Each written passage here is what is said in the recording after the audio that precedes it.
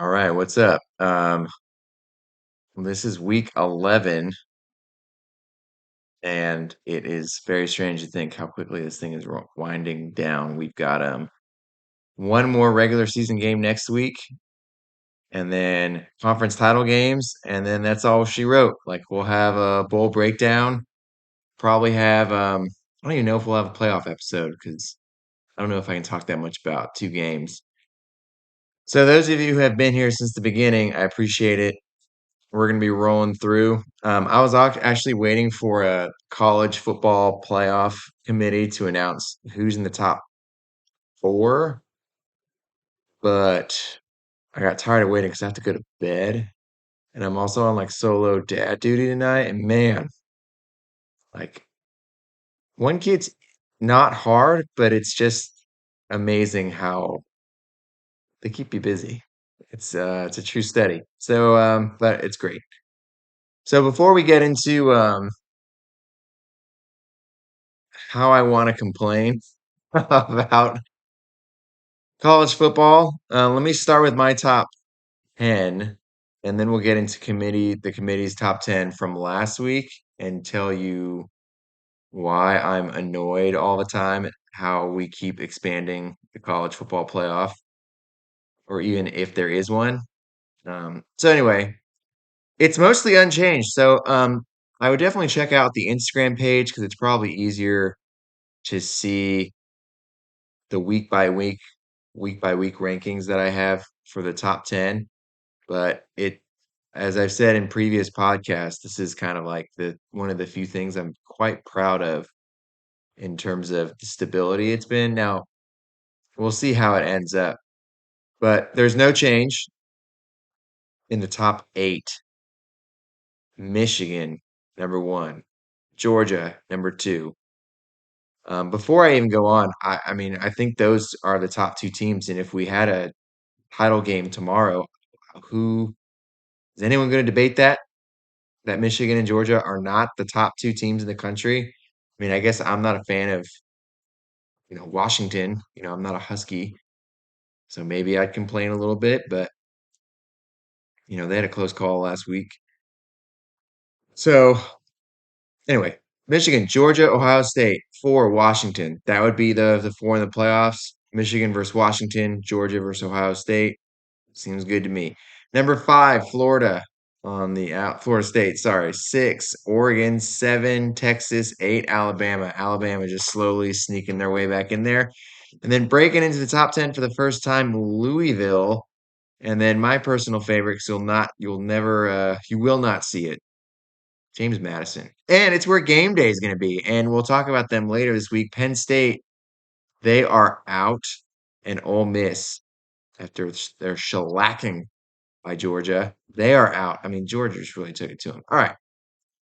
Let's let me talk about last week because last week was pretty interesting. Um the nightcap last week was Iowa State BYU, and that game was not good. I probably should have picked Duke, North Carolina, but I was debating. I mean, there were three potential backyard brawls. The one I picked was Washington versus Utah, which ended up being a great game. So, we'll take that. And then if it starts at 6:30 Central, I don't know if that's a nightcap. So I just kind of was like, both Iowa State and BYU had the same record. I keep waiting for BYU to come online, but they don't. Um, so that was very disappointing because that was not a game at all. Now, I will say this. Plays, I'm sorry. Iowa State hosts Texas, number 8 Texas at night at 6:30 on Fox. Maybe it's 7. Um, and I think I'm going to put Texas on upset alert. Boop, cue sound effect. Dude, seriously. Like this smells like I've been wrong. Like I thought BYU was going to do something against them, but against Texas. But you kind of look at how Texas has been playing. And they've been pretty close in their last few games. They were close with Kansas State. They were close with Houston. They blew out BYU. Let me pull this up real quick because I'm like, man, they weren't close with Kansas. They weren't close with BYU. Oh, TCU last week. They like they'll jump ahead and then they'll like let the other team creep back in. Kansas State, they did the same thing. So last four games with Texas, the scores are Texas 31, Houston 24. That game was a tie game in the fourth quarter. Same problem. Texas goes up. I think they're up 21 nothing. And then Houston boop, boop, brought back in. That's why I picked BYU to kind of play around with Texas. The next week did not happen. That game was 35-6. The next week, Kansas State versus Texas in overtime. Same thing. Texas came out, looked like they're gonna blow them out of the water. They didn't. And then last week at TCU on the road. So this is again, here's the other thing. 2 weeks on the road for Texas. They're on the road in Fort Worth, and then they're gonna be on the road in Ames against Iowa State. And man, maybe things have changed with Iowa State, but they play well at home at night. So Texas is on my upset alert for sure. Um, the Rutgers game at Iowa was most intriguing. That you go both ways. On the one hand, they still hit the under, which is insane. But Iowa actually scored points. That was 22 to nothing. So that was relatively intriguing. And then finally, the game of the week, Michigan at Penn State. Man, maybe I'm alone here. I feel like I shouldn't be. I didn't know. I mean, I didn't know Penn State's offense could look that bad at home. And I say that, I mean, their offensive coordinator got fired this week. So I think everyone expected more from that. Um, and you've got the cheating situation. But again, I don't even know where to start with it. That Penn State game, I think to me, proved how the games prior, the past 2 weeks before they opened the investigation, like those are not numbers that are indicative of like this team cheating. Okay. In the sense of did they cheat? There's a very, very, very high possibility that Michigan stole signs. But at the same time, like when you listen to guys like Joel Klatt, this is something that it seems like everyone is doing. Maybe Michigan was just a little more brash in doing it, which again, they should be punished. I guess the NCAA is trying to do something. But at the same time, like you still have to go out in the field and compete. I guarantee you that if Penn State stole some signs from Michigan, they still would have lost that game. And the way that Michigan has played the past few weeks is not any jump from the baseline, right? It's not an outlier. Like, and all of a sudden we're like deviating from a mean that they have set. This tracks that defense, dude. That Michigan defense is so good. I think I saw a stat that said that Michigan only passed the ball twice in the second half. They're really, really, really, really, really good. They're a very good football team. Like, I am always impressed by Michigan. And the thing that I'm impressed by Michigan the most is stuff like that. That stat that they didn't throw the ball in the second half. That's how good their offensive line is. That's how good their receivers are at blocking. And that's how much defenses have to respect their passing game. They can't just bring everybody up, like, because they'll get beat deep. And it's a very Big Ten style of play. It's kind of like, as Chris was talking last week, it's probably what Iowa dreams about playing, but they're doing it. So, um, Penn State looks horrible, and they're out. So that was last week. We'll get into this week's games, but I just wanted to touch base. Oh, and our best bet hit. SMU covered. Hello, go Stangs. Way to go. I'm now 5-5. Let's go. I wanted to like go look at the numbers and be like, hey, I'm 4-1 in the past 5 weeks. No, I'm 3-3. Like I'm a coin flip. Sorry, college football's rough. Okay, let me complain. That's something I feel like I'm good at, and I'm gonna go with last week's to discuss this. I'm going with last week's committee, the playoff committee rankings, and I hate the playoffs. Hate them. I do not like the playoffs. The one thing I'll say is I like that they're on New Year's Eve and New Year's Day. So if you have those two things going for you, shoulder shrug. Okay, pull my arm. Like the top four against each other, fine. Okay, the Rose Bowl will be the Rose Bowl. Like it feels like old football, and if it has to be called the playoff, then so be it. But when they change the dates up a little bit, then I get upset. Then old crotchety McGinty comes out. But here's the problem. Okay. The reason why we had a playoff is because you'd have situations where you'd have three undefeated teams. And oh my God, what are we going to do? And heaven forbid, maybe we'd have four undefeated teams. Like, oh, it's not fair. What are we going to do? We need to have a playoff. Most times it was three, or where it would be like 12-1 teams. Okay, you'd have like 12-1 teams, and you don't know how to like parcel them out. Um, my answer to that would have been have three play two, and the winner plays one. It's that simple. It doesn't take any rocket science. It's a playing game. Okay, it's like a wild card. Baseball basically does something like that. And you'd only do it in years where you like felt like you needed it. If there's two undefeated teams and then the third team has like one lost, okay, then you don't need it. Um, but the four thing, having one play four is it makes sense, but the gap between some of these teams is so big that it's insane. And what like Ohio State versus Florida State? Here's the thing, right now, the way the committee has it just gets me so upset. The committee has it as of last week, sorry, because the rankings may have changed. But they shouldn't have changed. Maybe Michigan moves up. But last week, Ohio State would play Florida State. That seems like a great game. Georgia would play Michigan. Do you remember what I said at the outset? Those two teams are the best two teams. I don't know how anyone would say otherwise. I really don't.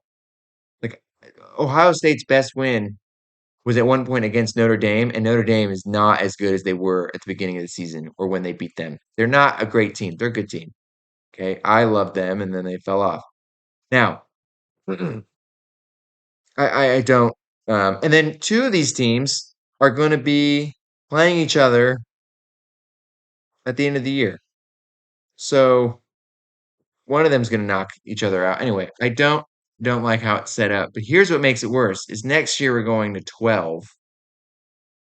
So I pulled the 12 teams from the committee's rankings.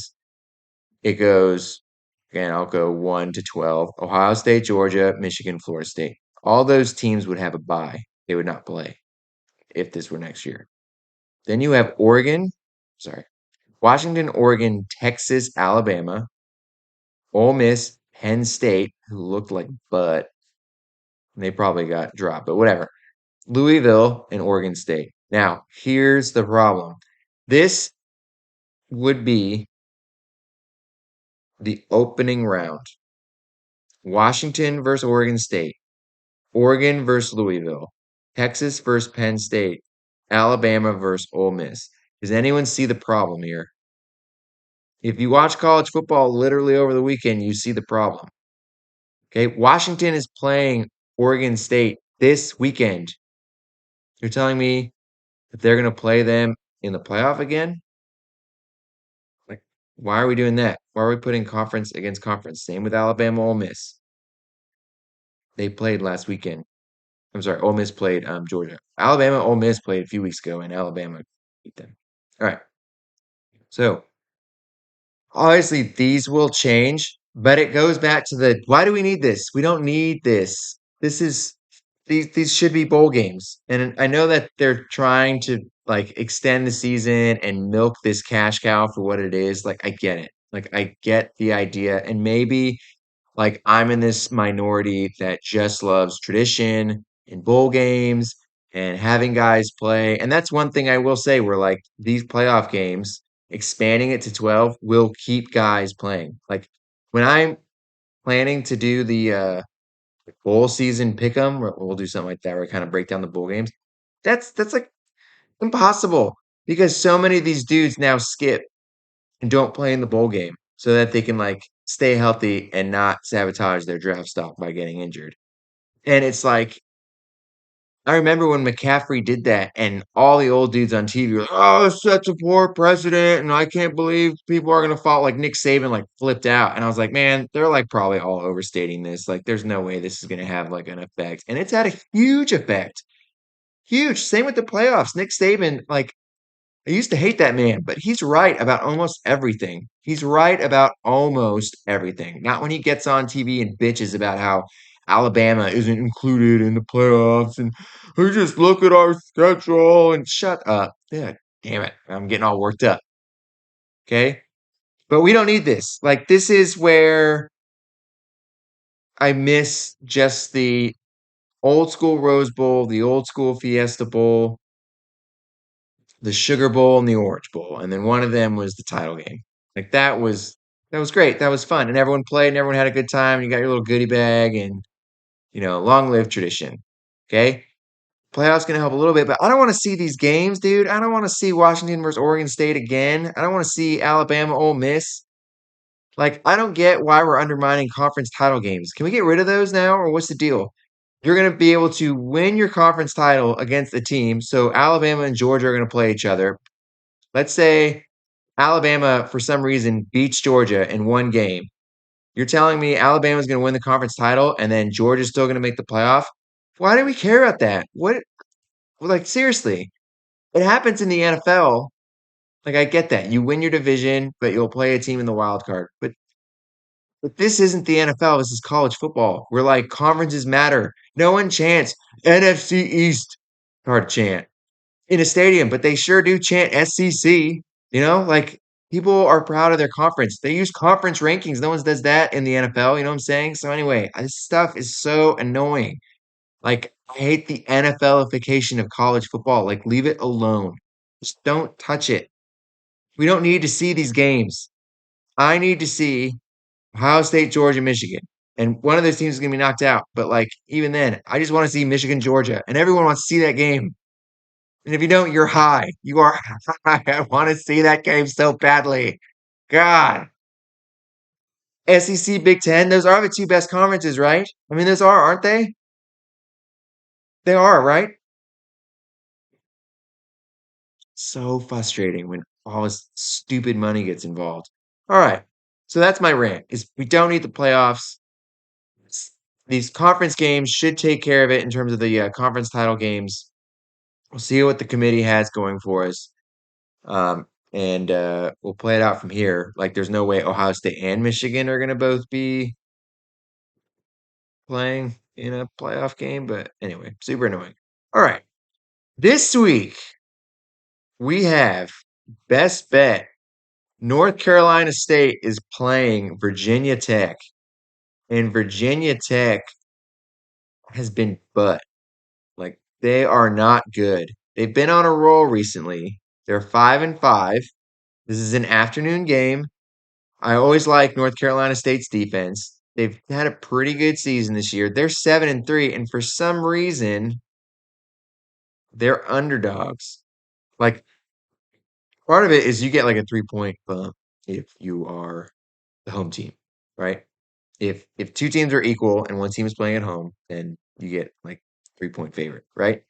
But I think NC State is a superior opponent, but they're getting 2.5. So take NC State to cover against Virginia Tech this weekend. That game is on the ACC network, so I hope you have cable. Next, best nightcap. And I said it at the beginning of the program. This game is at 8 o'clock Eastern Standard Time on Fox. UT is on upset alert. Okay. Iowa State is playing some pretty good football. UT is a 7.5 point favorite, which I think is odd based on how, I mean, I guess I was talking about at the beginning. I guess that's not odd. Like the fact that they're 7 point favorites. What about the number 8 team in the country and they can't beat teams like Houston and TCU, like blow them out of the water? Anyway, Texas hate coming out there. Let's look at the past 5 games for Iowa State. Starting in October, on October 7th, they played TCU. Texas just played, barely beat by 3, 29-26. That was the Texas TCU game. TCU played Iowa State in Ames, and Iowa State won 27-14. Iowa State went to play at Cincinnati, won 30-10. They went to Baylor and played in Waco. Iowa State won 30-18. In the beginning of November, they played Kansas at home, dud, 28-21, and then BYU 45-13. That's pretty good. Not a lot of great teams, but let's go over to Texas. On the last 5 game stretch, starts with Oklahoma L, huge L to Oklahoma. Man, too bad. Okay, at Houston, they won 31-24. BYU 35-6. Kansas State overtime 33-30. Texas won, and then they beat TCU 29-26. Um, I just think that's going to be a good game. I think it's going to be a good game. I think it's going to be a close game. I think UT may lose. I think they're going to be looking ahead to Texas, not to Texas Tech, the title game. They're like, oh, we're in.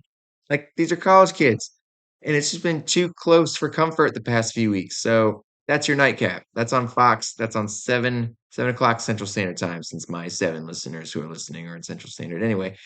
Okay, most intriguing. This one sucks because it's on ESPN Plus, but I'm like kind of pumped. James Madison is a 1.5 point favorite against Appalachian State, who is visiting. That game is at 3:30, and James Madison is undefeated. Now, I'm going to give you their schedule of. I'm not going to read the scores out. I'm just going to read the teams. Some of these teams. This is Sun Belt. James Madison. Um, you've heard of. And hopefully. All right, Bucknell. That's like a basketball school. Doesn't matter. They beat him. Virginia beat him. Troy beat him. Utah State beat him. South Alabama, who Oklahoma State could not beat at home. James Madison beat him.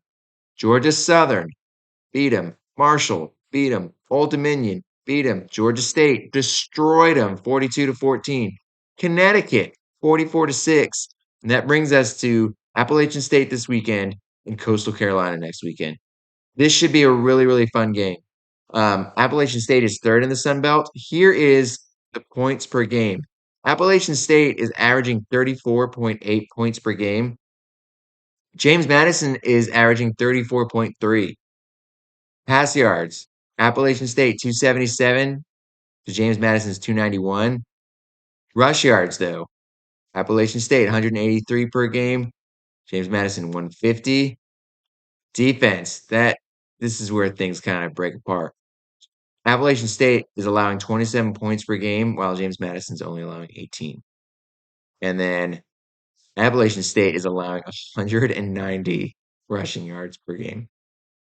So if there's a weakness, that's it. But as we pointed out, like James Madison's definitely more of a passing team than a rushing team. This is again one of those teams where when we go to 12, I really want to see a James Madison in there, and I think they will be in there when we get there.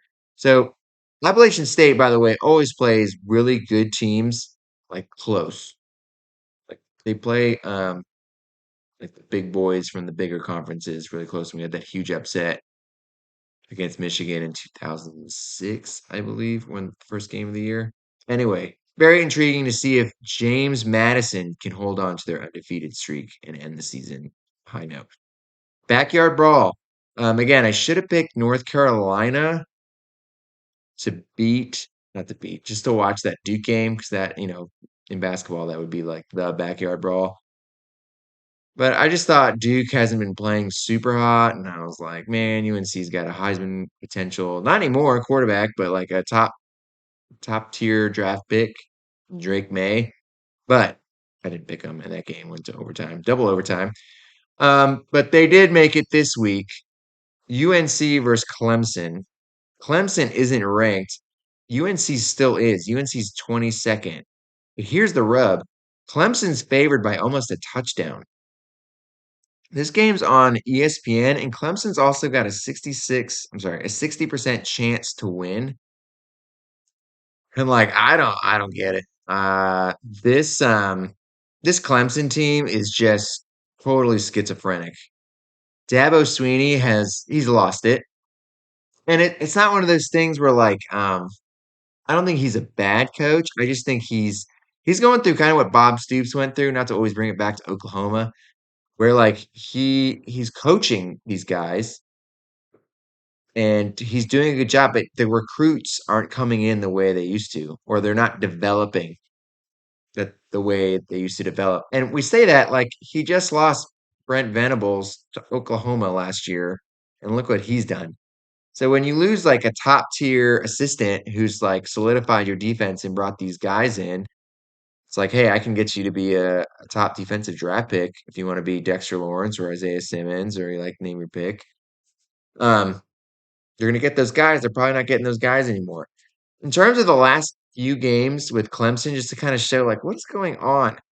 I'm sorry. They beat Wake Forest at home. This is the beginning of October. 17-12. Wake Forest is ass. They're total ass. They're horrible. Wake Forest is horrible. Then they lost to Miami. They lost at Miami in double overtime. They lost to North Carolina State at North Carolina State, which is why I'm picking North Carolina State to cover. And then, everyone's like, oh my God, we beat Notre Dame. They beat Notre Dame at home in Death Valley. And then they beat Georgia Tech. So they're on a 2-game win streak. But again, I don't know. I think they really needed that Notre Dame win. Miami's not great. North Carolina State's not great.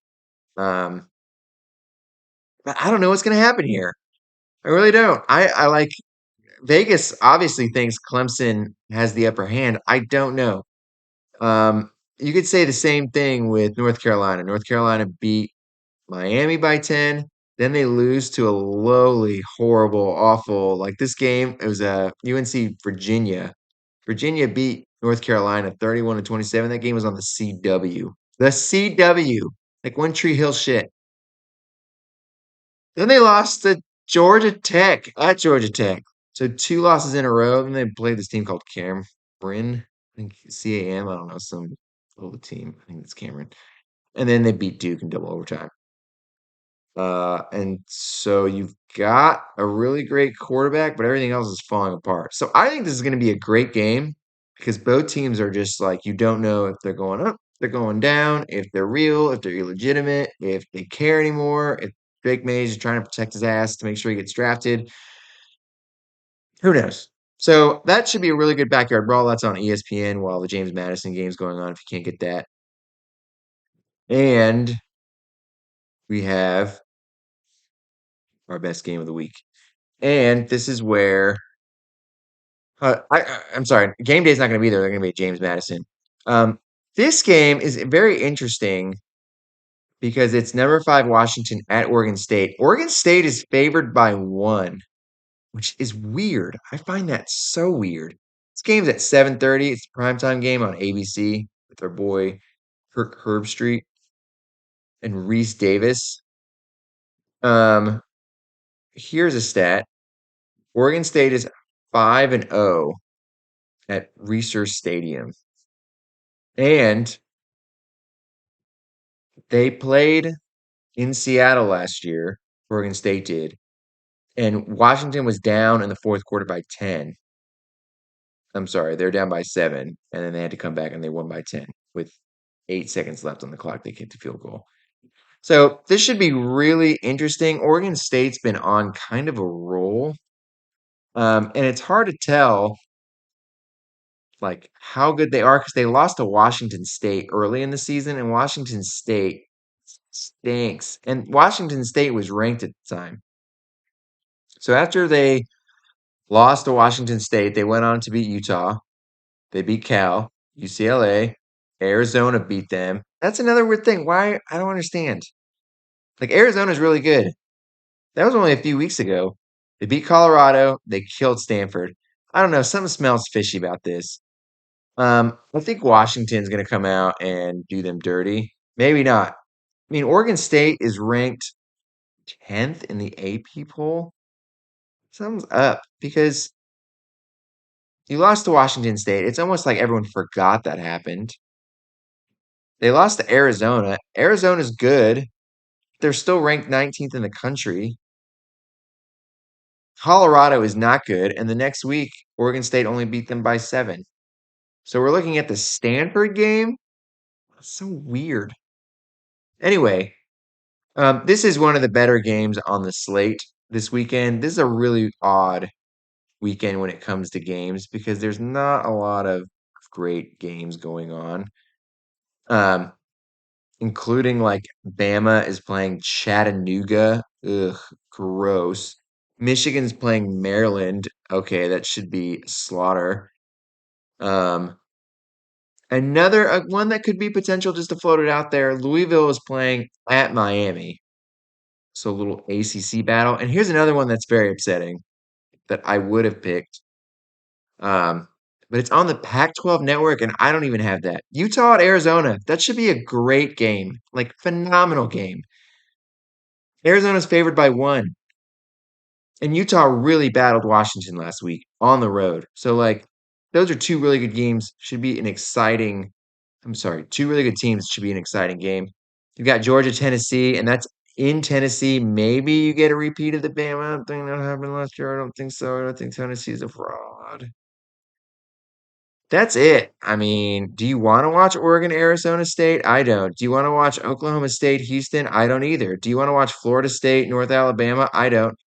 Kansas State, Kansas was one game that I thought about doing the backyard brawl for, but I feel like Kansas State, I mean, the spread's at 8. I think Kansas State's gonna like destroy them. And that's kind of it. LSU plays Georgia State. So it's kind of a rough week for college football until we like get to the last week. And I'm sure get some upsets. Like I'm sure something wacky's gonna happen. Maybe not. So anyway, that is it. We have one more regular season week, college football, and we'll talk conference titles, and then we'll maybe talk bowl games. So we got 3 more episodes. So anyway, follow the gram. Thanks for listening. I will see y'all next week.